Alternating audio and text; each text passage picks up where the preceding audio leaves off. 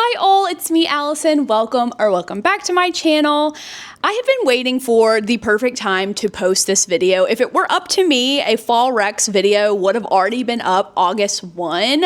I've had pumpkin spice scented air freshener for months now, but I figured now would be the perfect time to post it as we are rolling into October. Now, me personally, I associate the fall with reading a whole lot of fantasy. The moment the air gets 2 degrees cooler, I am ready to dive into fairies, werewolves, and witches. But for the sake of this being a recommendation video, most of them will be fantasy, but I am going to try and add in some contemporary romance that are just set in the fall or feel like a fall book, just to even out the recommendations. But just know that you've been warned, most of these are going to be fantasy and have a magical element of some sort. And let me tell you, I have some must reads on this list, so let's go ahead and get into it. So my first rec is going to be a series that I personally feel just screams, hello, it's October, and that's going to be The Ex-Hex by Erin Sterling. The first book in this series is The Ex-Hex. It is a cozy, romantic comedy, witchy book,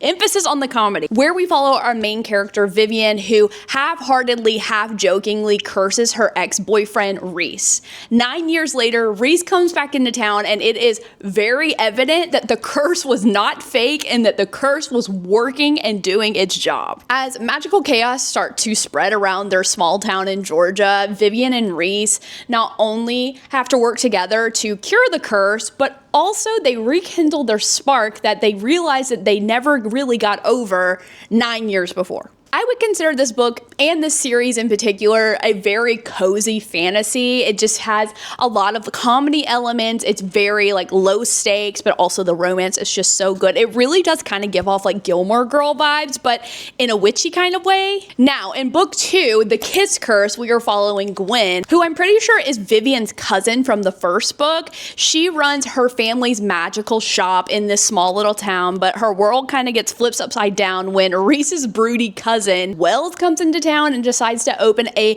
competing magic shop right across the street. Their rivalry sparks a lot of cute banter, a lot of back and forth between these two. There's obviously some undeniable chemistry between these two, but as the town's magic starts to stir and flicker, they find out that something is actually really wrong with the ley lines of this town. So they team up together to try and save their town from this dark magic that is taking over, but of course they fall in love along the way. As you can tell, this is an interconnected standalone series that follows a family of witches. I think that The Kiss Curse in particular is actually really fun to read because Wells is just so broody. Gwen is so not serious at all. They are the complete opposites in every way, but unfortunately they just cannot deny the chemistry that they have. Plus, I feel like the stakes are a little bit higher in book 2 just because the magic of the town is starting to like waver and there's some issues and they don't know how to fix it.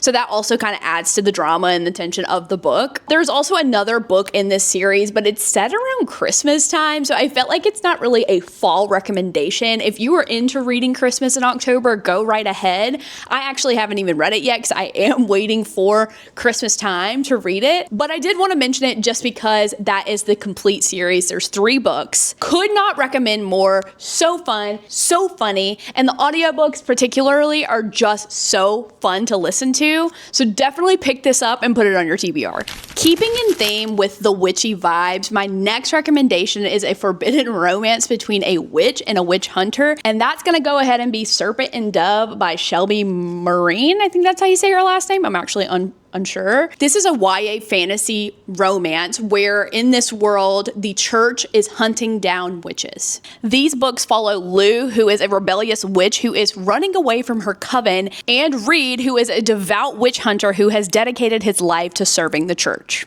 After a twist of fate, these two are forced to get married, which obviously is not the best idea considering that she is a witch in hiding and he is a witch hunter. Now, I will say throughout this entire book, he is unaware that she is a witch. He does find her to be a heathen and cannot stand her, and she hates his guts. So that is a very sweet beginning to a very beautiful marriage, obviously. So this is actually a trilogy. We have Serpent and Dove, Blood and Honey, Gods and Monsters. We are seeing battles against dark magic. We are seeing exploring love and friendship and finding your family. This series series was just so good. I do want to preface that I did read these books a really long time ago, and I still think about them to this day. Every time it gets close to October, I'm like, maybe I should reread Serpent and Dove. So I wanted to put them in this video because I thoroughly enjoyed them, and I hope that you will as well. Am I going to recommend Bride by Ali Hazelwood once again? Yes, I am. This book is seriously the perfect read for October. This is a romance novel where we follow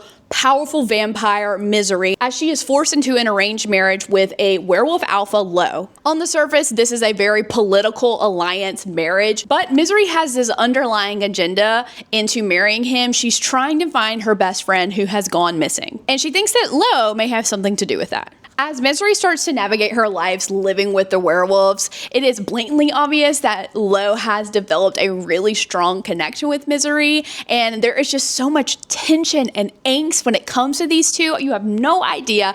I literally just reread that. If you watched my 24-hour reading challenge, you will know that I love this book. I have reread this book, and fortunately, in the month of October, the sequel to this book comes out, so that is why I cannot recommend it enough. Go ahead and read Bride, because Mate comes out very soon. I feel like this next series goes without saying, but obviously the Harry Potter series is such a fall read. I don't feel like I need to give you an explanation of the Harry Potter series considering how popular all of these books are. But if you're not reading these in October, like, what are you doing? We've got wizards, we've got potions, we've got flying cars, but we also have love and friendship and found family and redemption. And I may or may not be filming my journey of reading these books for the very first time as we speak. So be sure to subscribe to my channel and be on the lookout for my Harry Potter vlog that's going to come out, I think, late October. Hopefully I can get the books done. The next series that I think is the perfect read for the fall season is going to go ahead and be the Infernal Devices series by Cassandra Clare. I feel like this series is so criminally underrated. It is insane. If you're familiar with the Shadowhunters world by Cassandra Clare, this series is kind of a prequel that's set in the Victorian era London, okay? These books follow Tessa Gray as she finds out that she kind of has this really unique and weird ability to shapeshift. She finds herself being entangled with these two Shadowhunters, Jim and Will, within the London Institute. I don't want to give away too much because the plot in these books are so fun and there's so many plot twists, but let's just say there is a love triangle, and it is actually a real love triangle. It is a love triangle in which you are rooting for both and you feel horrible for choosing one over the other, or at least that is my experience. The yearning in these books are off the charts. I cannot stress this enough. These are the best read for the fall, and I will not take any more questions at this time. You guys have to go pick it up right now. I just want to give a warning that if you do decide to read these books, you will be sobbing profusely and be scarred for the rest of your life in the best way possible. So please, I'm begging you, pick these up. This next series is also a trilogy that I feel like has swept all over TikTok, but I think that they are definitely worth the hype that they are given, and that is the Once Upon a Broken Heart series by Stephanie Garber. Now, Once Upon a Broken Heart is a spin-off series of Stephanie's other series, Carvel, but I don't think that you actually have to read Carvel in order to understand Once Upon a Broken Heart. It does give you a little bit more backstory on our love interest / villain in this book, but it's not necessary. This book, we are following Angelina Fox as she makes a really dangerous deal with the Prince of Hearts, Jax, to try and stop a wedding of a man that she thought she was in love with. This bargain pulls her into a world of curses and really dangerous magic. The series then follows the evolving relationship between Jax and Evangeline as they are dealing with prophecies and curses and trying to figure out the true meaning of happily ever after. And here's the kicker about Jax. Any person that he has ever kissed has died. He genuinely has a deadly kiss, and the only person who can survive his kiss is his one true love. And unfortunately in Carvel, he found that one true love. There was one girl that did end up surviving his kiss, so that does pack in a little tension and angst when it comes to Evangeline, because clearly they are made for each other. Now, I wouldn't be true to myself if I did not recommend the best series on the entire planet, and that is going to go ahead and be the Throne of Glass series by Sarah J. Maas. I decided that by the end of this year, I'm going to reread the entire series again because I have missed this world so much. The Throne of Glass series is an epic YA fantasy that surrounds a pretty notorious assassin, Sarlena Sardothian, as she is given a second chance at freedom. All she has to do is compete in a very deadly competition for the chance to be the king's assassin. What begins as a story of survival and hidden identities slowly morphs into a story of political intrigue and war and magic and romance. There's only so much I can say about these books because everything moving forward would be a spoiler. It is not within me to spoil and ruin the reading experience for this series. I am telling you, it is the best thing you will ever read. It will mark your soul for the rest of your life. Nothing will ever feel the same. It's completely and totally worth it. And I just want to give a disclaimer that, yeah, maybe the first 3 books aren't that exciting. You have to keep pushing forward because the end is just beyond words. I can't express this enough. I cannot wait to dive back into the Throne of Glass world. Now back to reality, kinda. I'm gonna give you a couple recommendations that aren't fantasy. This one in particular, I read 2 Halloweens ago and I felt like it was just so perfect, and that is the Mind F series by St. Abbey. This series is a psychological thriller and dark romance where we are following a female serial killer, Lana. 10 years after being brutally attacked and left for dead, Lana decides that she is going to get revenge on the men who tried to kill her. She is hunting down these men one by one while simultaneously falling in love with the FBI agent who is hunting down the serial killer that is actually her. This series explores their relationship as Logan starts to slowly fall in love with the exact criminal that he is actually hunting down. Need I say more? Talk about drama, angst, and tension. Okay, this next one is actually really cozy and it feels very fall considering it all starts out with a pumpkin spice latte. Accidentally Amy by Lynn Painter follows our main character Izzy as she is running late for her first day at a new job. In her hurry, she decides to take someone else's pumpkin spice latte by the name of Amy.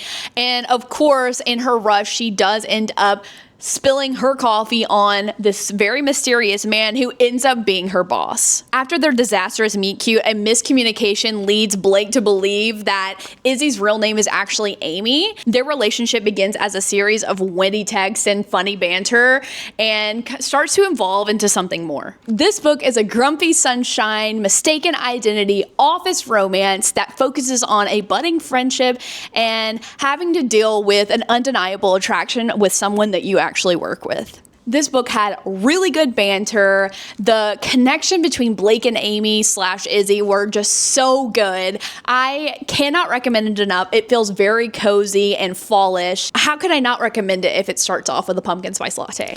And lastly, this book's cover is so fall it actually hurts. People Watching by Hannah Bowen Young looks so delicious. This book follows Prudence as she has built a very sheltered and quiet life for herself, but gets wrecked when our main male character, Milo, runs into town. What starts off as a casual friends with benefits relationship slowly grows into something more. While simultaneously they are fighting their own fears, hers being breaking out of the life that she has always known and his staying in one spot for once. They have to decide if they're willing to risk it all for love.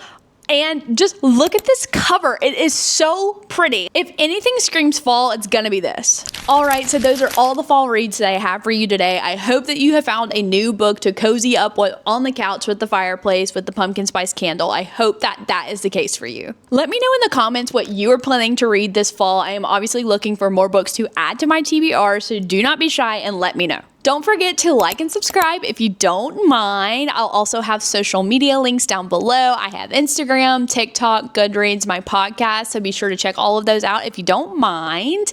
But for now, bye guys.